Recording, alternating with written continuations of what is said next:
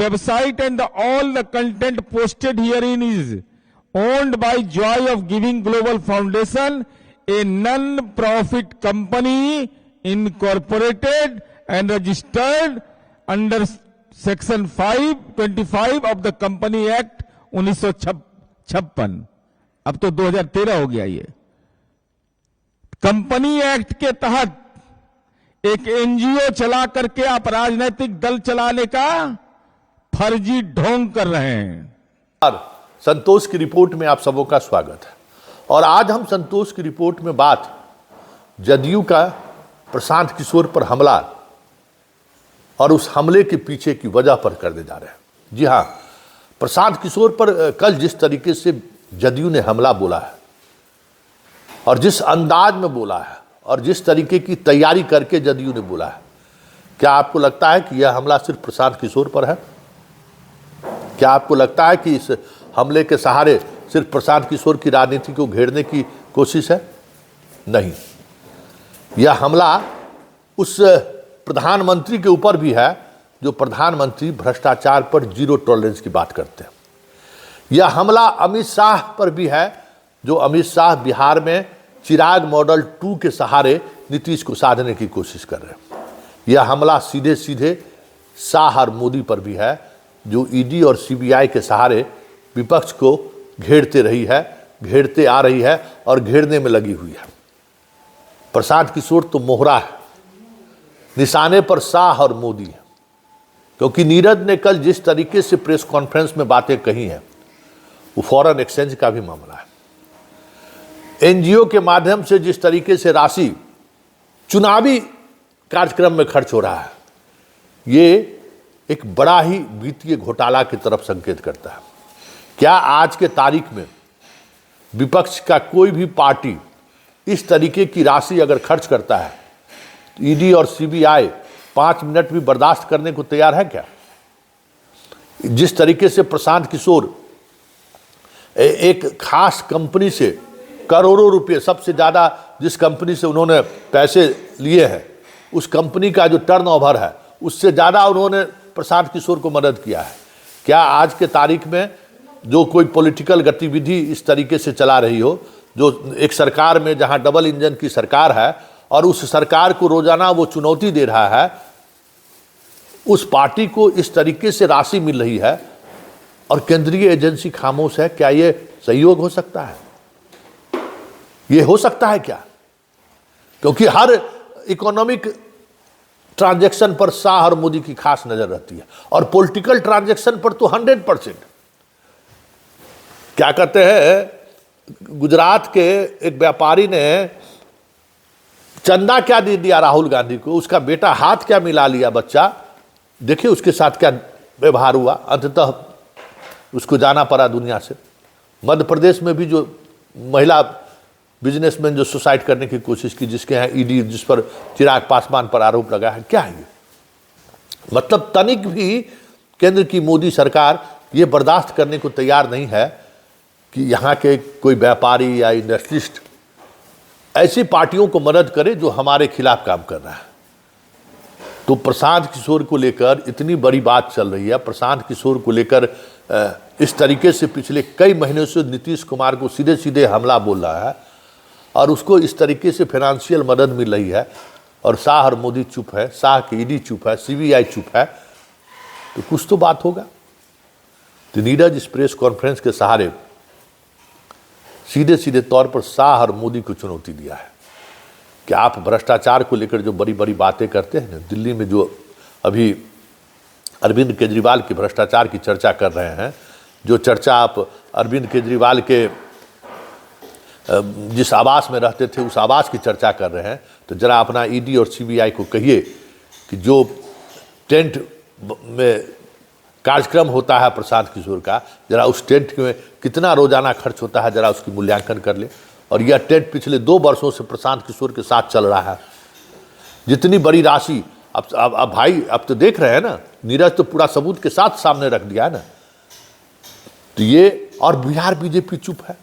सबसे बड़ी बात है कि जदयू के जबरदस्त, मतलब एकदम हमलावर प्रेस कॉन्फ्रेंस के बाद भ्रष्टाचार का मसला है ये भी कोई और मुद्दा नहीं है, भ्रष्टाचार का मुद्दा है। लेकिन बीजेपी चुप है। बिहार बीजेपी के किसी नेता का कोई बयान आया है क्या? कल से लगातार हम लोग प्रतिक्रिया लेना चाहते हैं। प्रशांत किशोर का तो पार्टी के लोग प्रतिक्रिया नहीं दे रहे हैं, बीजेपी भी चुप है। यह देखने वाली बात है।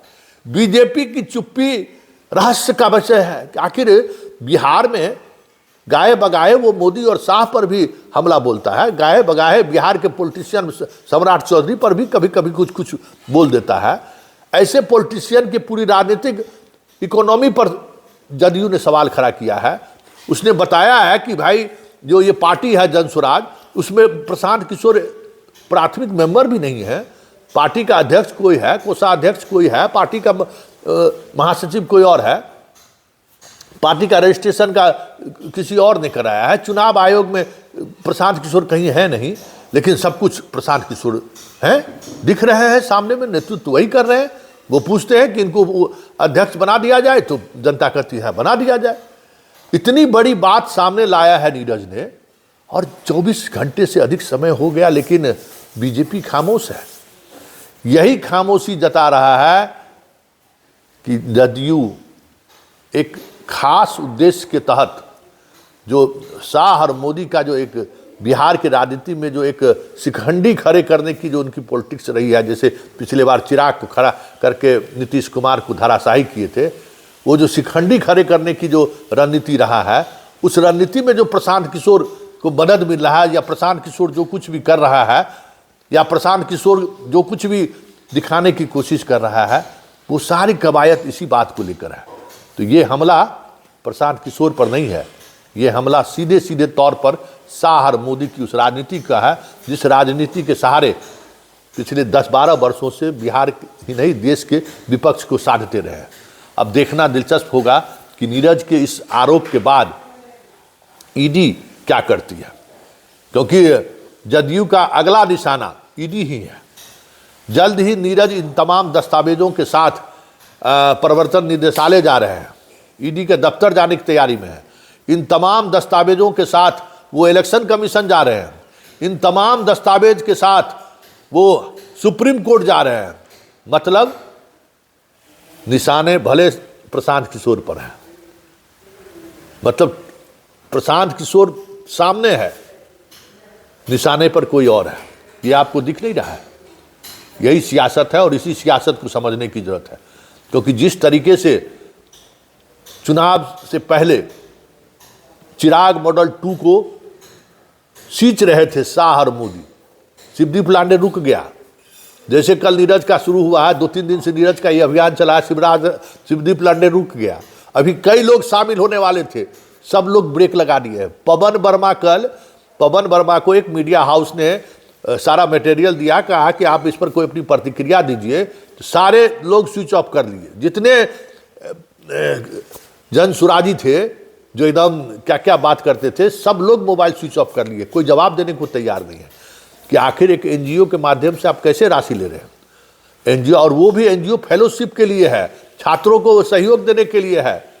वो उस एनजीओ से आप इलेक्शन का काम करा रहे हैं। ये इलेक्शन नहीं है, आप चुनाव लड़ना है ना, आप चुनाव लड़े हैं, आप चुनावी प्रक्रिया में शामिल हुए हैं, आप चुनाव चिन्ह तक लेने की बात की है। आपने 3 जगह जनसुराज विधानसभा का उपचुनाव लड़ा है, ग्रेजुएट कंस्टिट्यूंसी में आप चुनाव लड़े हैं।